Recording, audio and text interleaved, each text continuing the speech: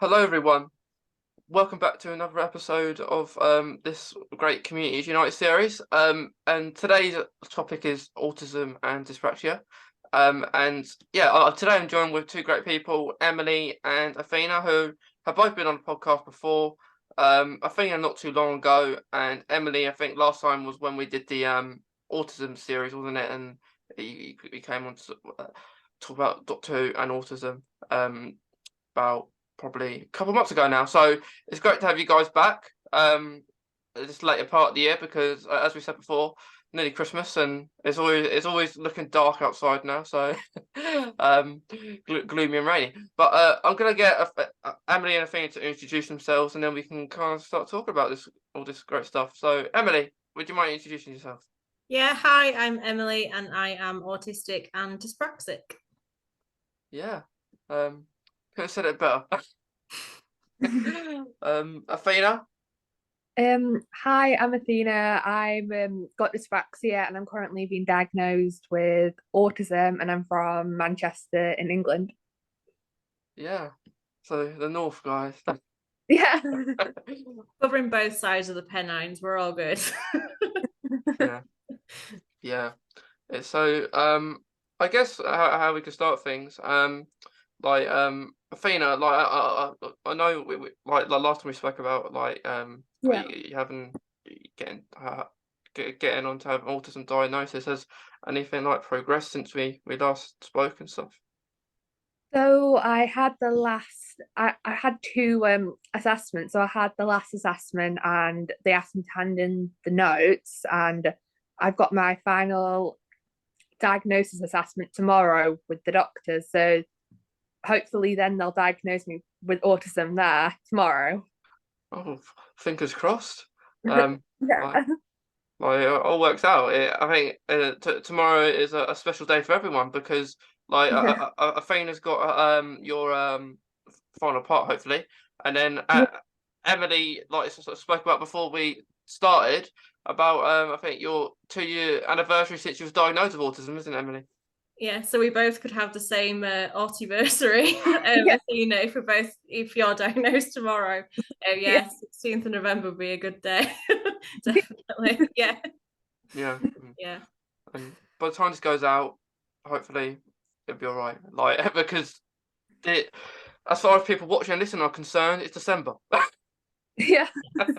um, but yeah. So I guess with autism, guys, like like Emily, you've like since you started your account, like with like talking about autism, like has that was that straight after your diagnosis or a little bit further on?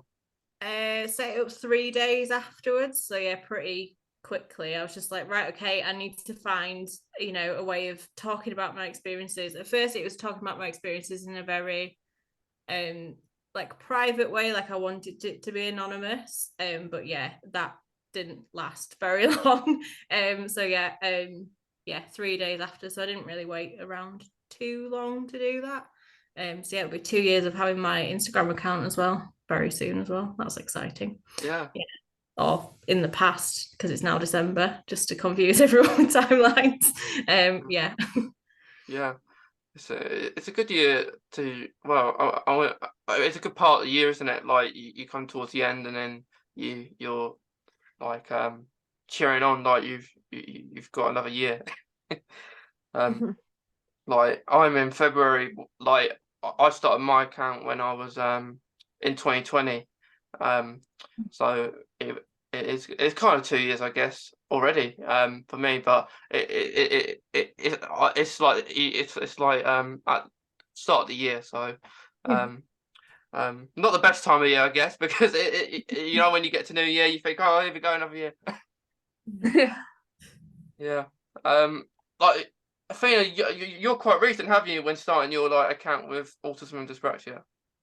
Yeah, so I did a couple of years ago, like in 2019, I started a YouTube channel about dyspraxia. I thought recently with my coming up to my autism diagnosis that I'd maybe go onto Instagram and start sharing my experiences on there. Yeah. And Yeah. What have you thought so far of doing that?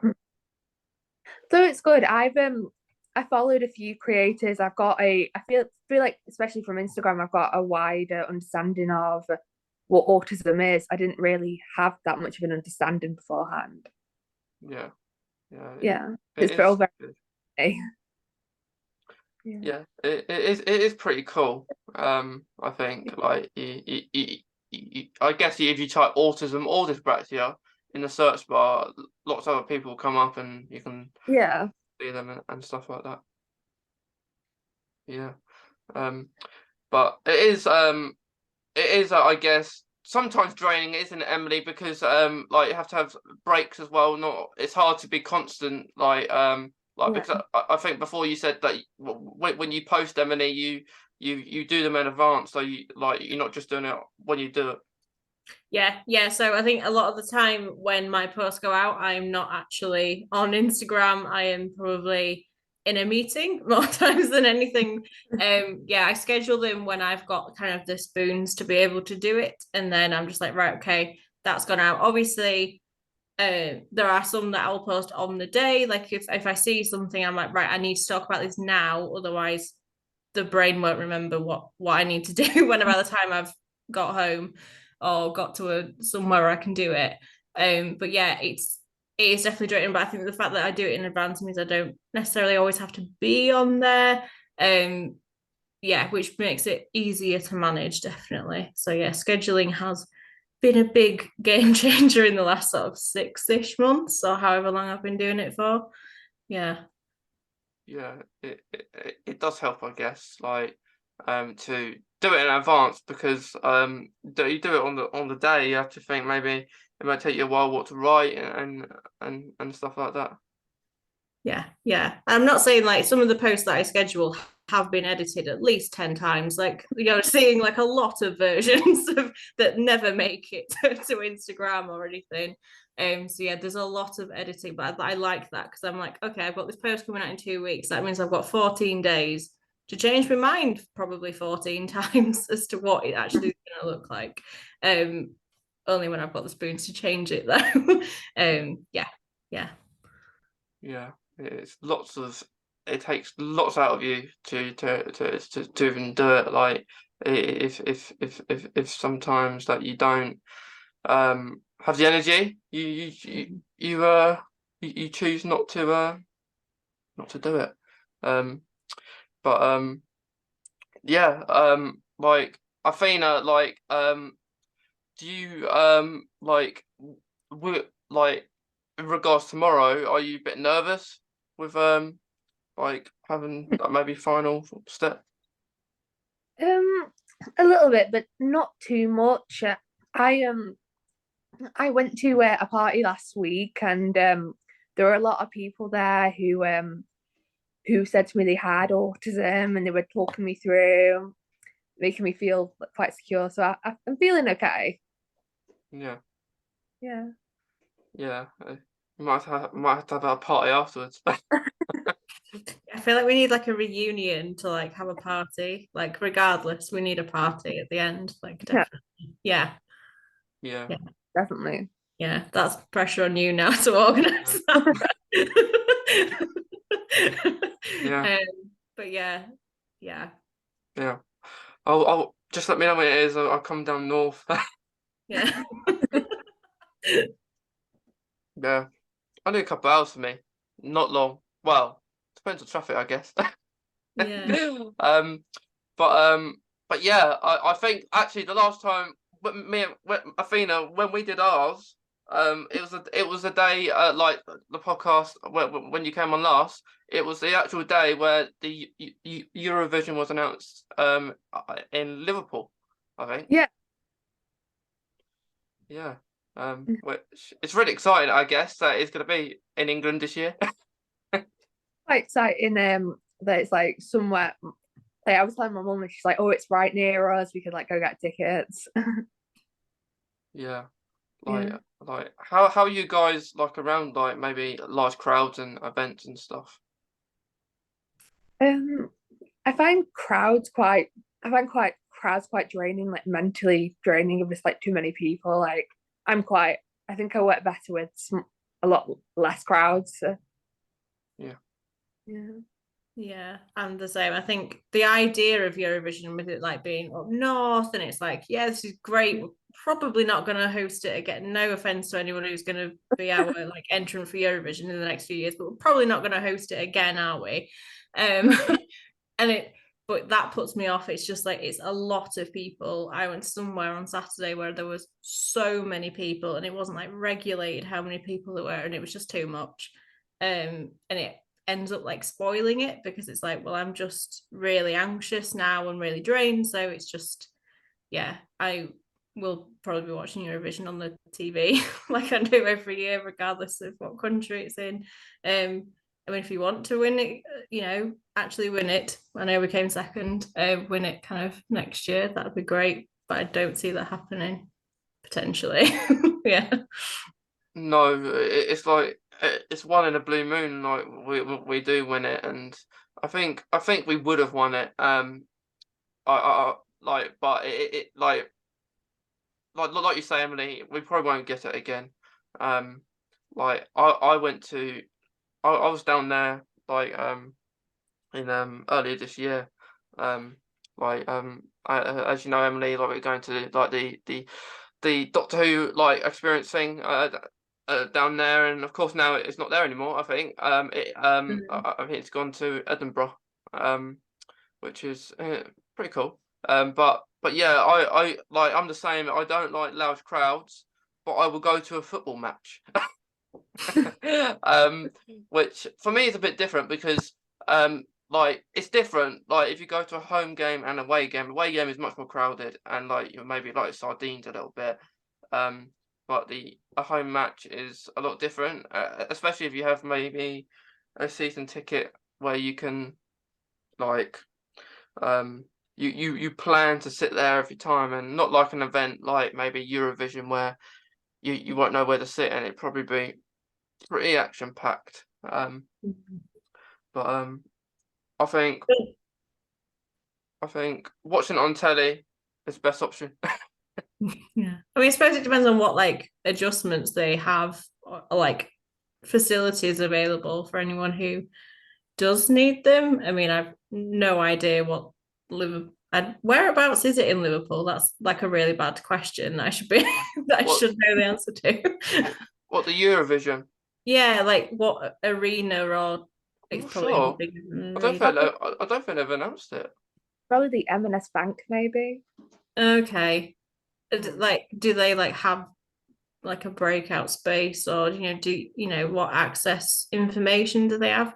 If they've got amazing access information, it's something I consider. I'm still not considering Eurovision, just to point that out. Like access information with crowds is a big one. Like you say, with like football matches and different environments, what works and what doesn't. Yeah. Yeah, I think there should be at least like a room that you can go to and every event you go to. Not just being Eurovision and football matches, which I think I see more and more like with football stadiums that they do have this kind of sensory rooms and stuff like that. And my local football stadiums, I was saying that there needs to be one, and even if it's just you just stare, you can watch the game from it rather than actually sitting in the seat, which it can be better, but it does really help. And even in like a setting like you're going for maybe a doctor's appointment and you just need that space for a few minutes, because it's just so much easier, isn't it? Like just to have your own space. Mm. Yeah. So with Dyspraxia, guys, of course, like Athena, like we spoke about that lot last time.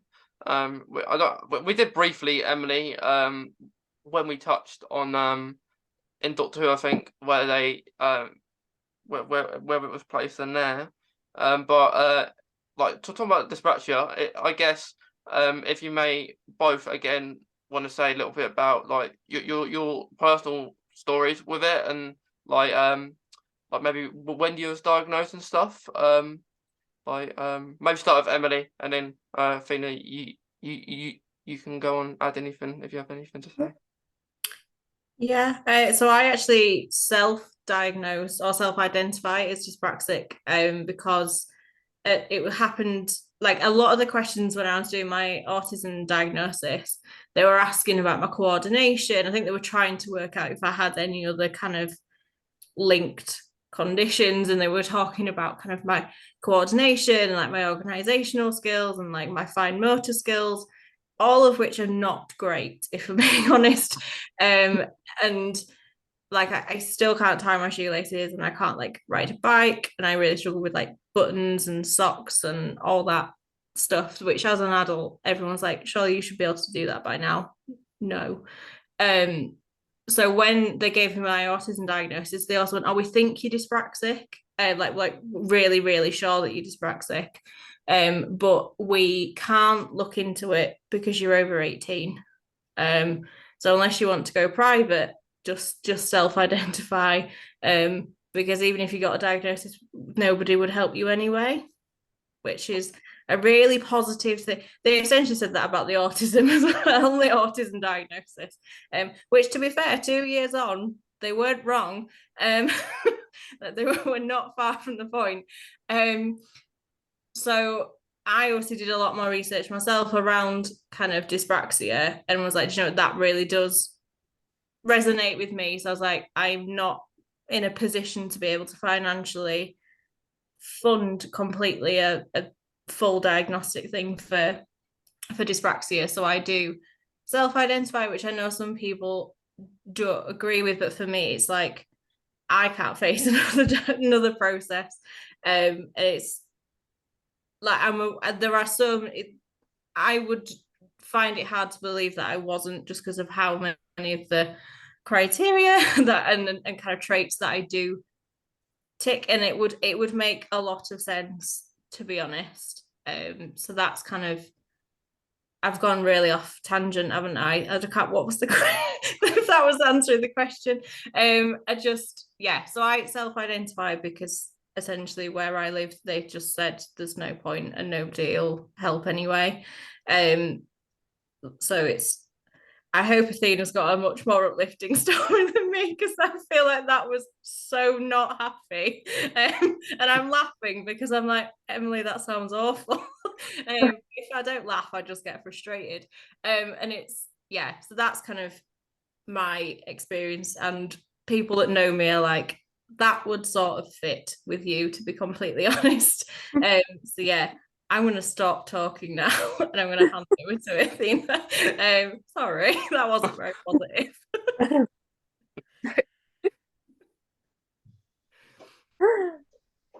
Okay, should I start speaking?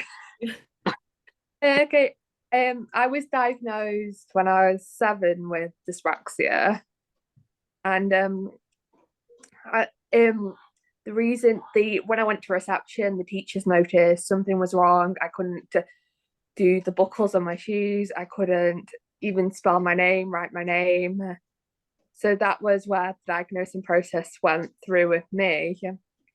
And throughout school, I had a speech and language therapist, physiotherapists helping me, and now I feel like I can ride a bike. I'm not too bad at doing my buttons, but it still affects me in my daily life. I can, like when I'm cooking, I spill stuff, and yeah. Okay. Yeah. So I think great stories, like Athina and Emily. Yeah. like like you both mentioned about you can't tie your shoelaces. Like I think that's hard anyway, isn't it? Like just I guess it depends on the shoelace. If it's really long, because it's ridiculous, really, with some shoes, isn't it? Like you have this shoelace, it goes so far, like lengthwise, it's ridiculous. Yeah. Yeah, they need to be more like proportionate. They need to actually match the size of the shoe. Sometimes I think whoever designs the lace has never seen the shoe. It's, yeah, you need, surely you're in the same building designing this, like you can't be in two separate places. But yeah, like some shoelaces you just think, oh, I'm not even going to bother because this is just not going to happen. So with the best luck in the world, that's not going to happen. Yeah. Like just get someone to do a knot on it, and then when that happens, like occasionally if I can't do it, ask someone maybe to do it for me, and then it comes to the stage where I can't undo it now because I've done it so tight and everything, and it's into a knot, and then I end up just trying to pull it off my foot, like the shoe and stuff. Yeah, then it gets too tight and you can't get it off. Yeah. I've ruined so many pairs of shoes by getting other people to tie them and then just never untying them. It's like the backs of the shoes just get squashed in and you're like, that's not how they're supposed to be. But yeah, or like if they're really long laces again, you have to double knot them, otherwise it's ridiculous, and then that makes it even tighter on your foot. Yeah, you have to be.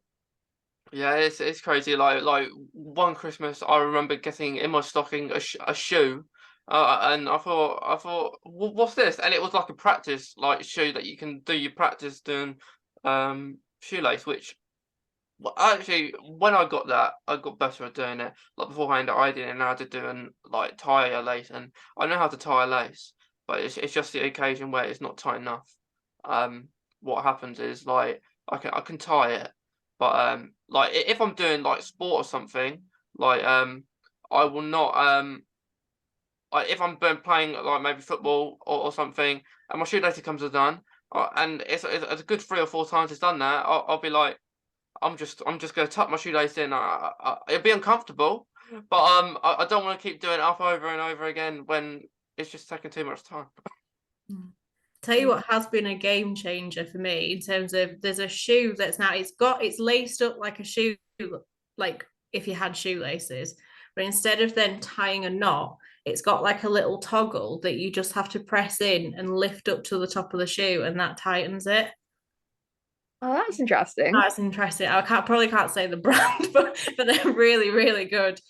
Slightly more expensive because obviously, apparently, why not make something more expensive that's more accessible?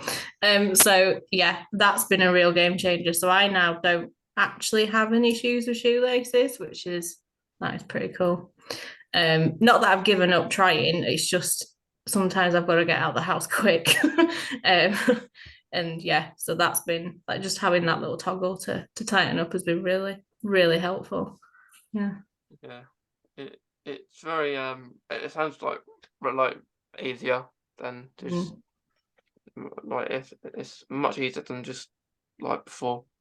But it's good when those things like you can find that makes things easier for you. Yeah, I think. Like with you, Emily, like in a way, it's good that you did like self-diagnose yourself, but in a way, it's not very good. Like the support kind of side of things, saying that they can't help you. No. I don't. I mean, other people have said, you should, because you'd get like, occupational therapy, and like, no, because as an adult, I don't think I would. Like, I think I would still have to kind of fund that myself potentially. But yeah, like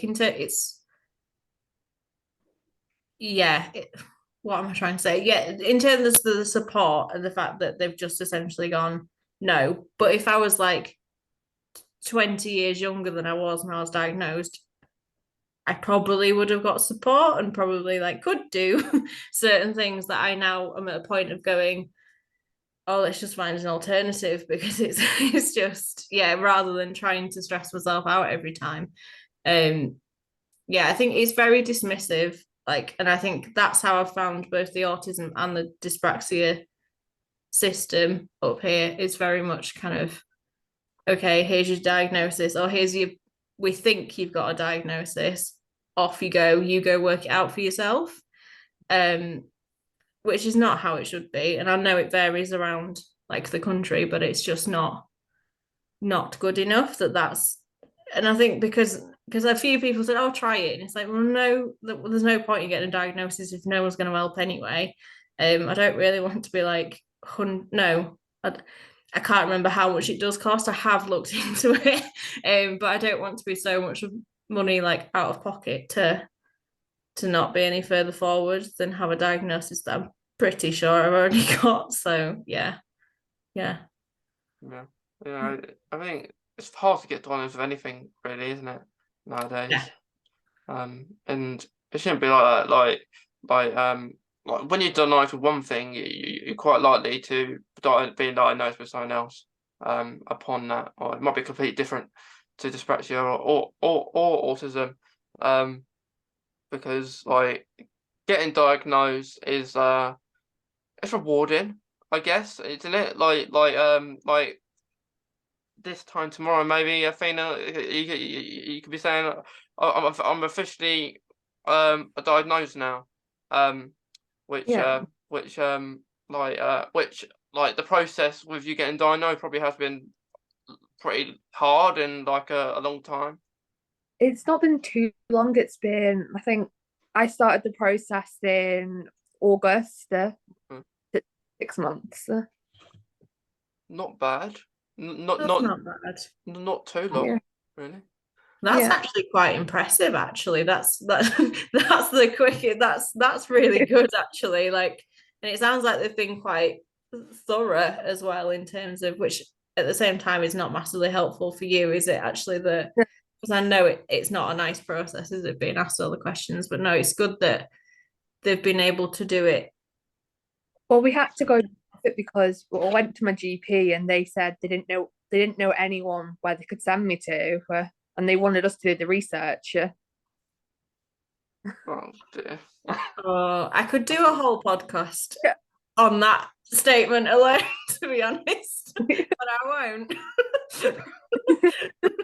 Oh wow. Oh, I'm sorry that's the experience you initially had. That's really terrible. Did you say your GP's at the one tomorrow?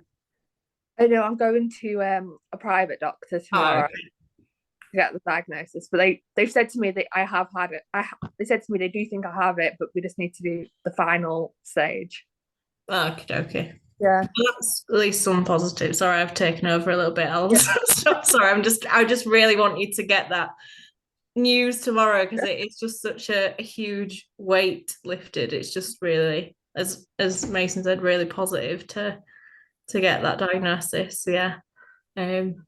Yeah, I'll be thinking of that tomorrow. Like, fingers crossed. Yeah. Yeah. Have to let us know, like, Athena, what happens. Yeah, definitely. Yeah. Like so yeah, tomorrow's Wednesday, so halfway through the week. So fingers crossed, all was all right. Like and for you as well, Emily. Like the celebration. I'm gonna say it's like being the monarch. I have like two birthdays. I have the one where I was born and the one where I got my autism diagnosis. I would fully recommend it. It's great. I mean, I've only done it once, obviously, so far, but yeah, it's brilliant. It means I don't have to pack a new boxes. So so yeah, fully recommend if you're happy about it, celebrating your autism diagnosis or kind of any diagnosis. Yeah. Like when I don't even remember the date I was like on whatever month I was diagnosed with autism. Because I was so young. Like I was 9. And like as you can tell, things were much different back then. Like I all I remember was going to London, doing all these tests. Maybe like probably not asked as many questions, because I was young and like you said, Emily, about like if you were younger, you probably would have got the support, which it shouldn't be the case. It shouldn't be like if you're maybe like really young that you like younger than 18 that you should get that support more, which people do, but it's annoying because when people get older, like have a diagnosis or something older, they don't maybe get as much that support that they should get, because they think, oh look, they're maybe not in like school anymore, or stuff like that. They don't need that support because they've gone past that stage. Yeah, I mean, I was even only told to actually go get an autism diagnosis just in case I ever wanted to go back to university. And I Yeah. was like, I'm not going back there. Like, I've done it once. I didn't enjoy it. Like, I've done it because it makes me understand me. I've not done it because I want to go back to university at any stage in my life. Cut to be in like 10 years, like going back to university, in which case, please erase this sentence. But like, I don't want to currently go back to university.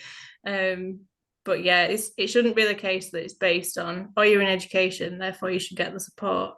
It should just be there, no matter what point of life you're at. But yeah, that's, again, it might be different in other parts of the country, but yeah, certainly around here, that's the thoughts of what we get. Yeah. Yeah, I completely agree. Like, it's gonna be different everywhere, because like not everyone's gonna have the same like journey, like which is good, because like we don't want to be the same, do we? Like well, we don't need to do a podcast today if that's the case. So because you know what I'm gonna say, so I know what you're gonna say. But like psychic. Yeah, but like I always celebrate when I'm diagnosed, like not so much autism, because I don't remember. I don't have a good memory, but I know I was 9. But different when I was diagnosed with something else, Crohn's. It's always around October time. I don't celebrate. I kind of highlight it. I was diagnosed this month. It's been so years. So whenever it's October, near Halloween, I'll say, I don't. I was diagnosed with Crohn's this month. Here we go. I might say not. It's a bit different to when celebrating autism, where it's maybe not the best, but you celebrate whatever diagnosis you have. Yeah, I get that. Like, if it's like, I've also been diagnosed with fibromyalgia this year, and I probably won't be celebrating that next year. Is where I'm at. I have those that I'm like, yeah, this is great, and others where I'm like, this is not fun. So yeah, I get that. Not every diagnosis people will want to have like a second birthday for. No. Yeah. Yeah. Yeah, I think it's different, like what it is. Like if it's a disease like a chronic illness, for example, that is maybe not something not to celebrate, but it's always good to highlight it, like you talking about it. But with autism, for example, you can celebrate it. Like I know we have these days every year, don't we? That we celebrate certain things of the year. Like you have mental health day, mental health month. You have all these days that I forget, because there's too many of them. Like you have some day like Rainbow Day or something, or or like Sky Day or Blue Sky Day. I think, where do people come up with these names? They try to put too many too close together as well. Like October being ADHD Awareness Month, Dyslexia Awareness Week and Day, and Dyspraxia Awareness Week was, I don't know how you two felt, but it was too overwhelming. It was hard to put with. Yeah. Yeah, like in it always it's very confusing, because like you have for one maybe particular community, like maybe autism, you'll have an autism awareness week, an autism awareness month, an autism awareness day, and you get confused. And why can't that just be put into one kind of thing? But there's 3 of them. Yeah. Yeah. Oh. Yeah. Just wait till March and April. So yeah, so it's Neurodiversity Celebration Week, and then you have like a week off, and then you have Autism Awareness Week. Yeah. And 2nd of April's the Autism Day, and then April is Autism Acceptance Month. Oh. Yeah, it's really confusing. Yeah. kind of linked with Easter, I guess. Yeah. Yeah. Essentially April is just everything autism. Yeah. Yeah. And this month, as we're actually talking this week, even this month is even I think it's Men's Health Month. I think. Yeah, it's Men's Health Month. And then you have in May you have Mental Health Awareness Month, and then you'll have a Mental Health Day. So like you kind of know whenever like something even like dyslexia, dyspraxia probably has it possibly too, where you have possibly about three kind of things associated with that kind of community, which gets really confusing because you think, why not just keep it at the one, not confuse things where you're having like three. Yeah. Like with Crohn's, for example, you have IBD Day. So IBD, inflammatory bowel disease, which is evolved around like Crohn's, ulcerative colitis, IBD, and that kind of bracket. So that's on the 19th of May every year. And then towards the end of the year, the 1st to the 7th of December, you'll have Crohn's and Colitis Awareness Week. So you'll have like it's kind of maybe to maybe two, but very confusing. Like, why did they pick these times of the year to do these things? Does make me think it probably wasn't somebody who was neurodivergent. I think, yeah, I probably wasn't because like it's just crazy how many days we have to do things, and it also brings to mind that like you may do maybe you see a lot maybe content out there about that like maybe that topic within that certain frame of time, but knowing that we can do that anytime, not just in that time period. Yeah, like you get on maybe Autism Day, 2nd of April every year. Um, like like you see lots of posts out there about autism and maybe diagnosed story or newly diagnosed story, or not even getting diagnosed, because there are people out there, aren't there, that unfortunately don't get a diagnosis. Yeah. Which is pretty tough, I guess. Like I remember my diagnosis about a year, I think it might have been, maybe not even that. Like like as we said, it's hard to get diagnosed with anything. So when you get diagnosed, I guess you like to talk about it, but maybe not like Emily, in your case, you want to do it straight away. So and Athena's kind of started before the time, I guess, because it, like like with like dyspraxia, like of course, and then autism as well, which is pretty good because like talking about these things do really help, I guess, other people who maybe are going through it as well. Definitely. Yeah. So do you guys think like they link into like each other in ways like autism and dyspraxia, or they're just completely different? A little bit. I know coordination plays plays a little bit on both of them. But I'm not really too sure. Yeah. Yeah.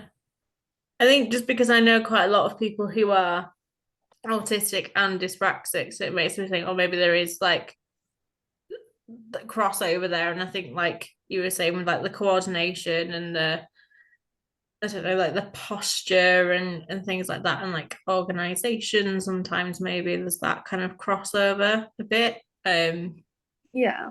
So yeah, I think I don't like, because what a lot of the time with like mental health, I'll sit there and I'll go, right, I feel like this. Is this an autism thing, or is this a me being anxious thing? Whereas like with dyspraxia, I don't sit there and go, is this an autism thing, or is this a dyspraxia thing? I think like there are like bits where it's more clear kind of what it is. But yeah, like Athena, it's like, so I think there's a lot of people who are both, but whether it's, yeah. I'm not explaining myself very well, which is the words are just not coming right now. But yeah, I would agree with Athina. Yeah. Yeah, I agree too. Well, I can only agree with you guys because I don't have dyspraxia. So. Yeah, but I understand the coordination, like, because I struggle with that as well. Like yeah, like I did struggle with riding a bike when I was younger, and like with stabilizers and which I probably, if I got, because I haven't got a bike in a so long time, I'll probably struggle now because I always, if I go fast and you like on a bike and you stop it really like forcefully, you could go fly off, so you have to be quite careful with it. But yeah, I agree with you guys because it is like I think since this year I've never really known, well, maybe last couple of years I haven't really known dyspraxia. So it's good you guys talk about it because like it just raises awareness of that maybe people don't know about. Yeah. I think. With yeah, because like you always find with like a certain like lot of autism, I find that maybe not everyone that has autism just has autism alone. You'll have maybe someone else with it. Like in your cases that like dyspraxia is a part of that too. It could be something completely different to like on the spectrum as a whole. It could be something that no one knows about. Sorry. I find quite a lot of people do have something linked in with autism, and I always find autism um is first, but in other cases it could be the other way around. Yeah, definitely. Yeah. Um.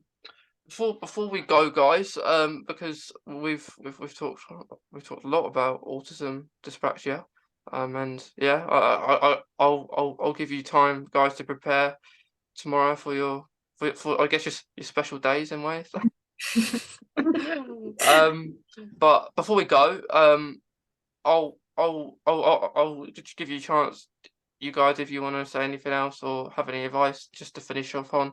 I'm going to start with you, Athena. If you have any last words. Um, I feel maybe just accept yourself and know that everything happens for a reason, good or bad, and everything's gonna fall into place. So yeah, Yeah, I yeah, completely agree with that. yeah. Emily. Yeah, I think just having a diagnosis doesn't mean that that's like the end of everything. Like it is something you can still celebrate you for being you, and just kind of you can be your own person, and that's something to really celebrate. And yeah, I'm just wishing Athena every bit of luck for tomorrow because that'd be really nice to have somebody who shares the same diagnosis anniversary as me as well.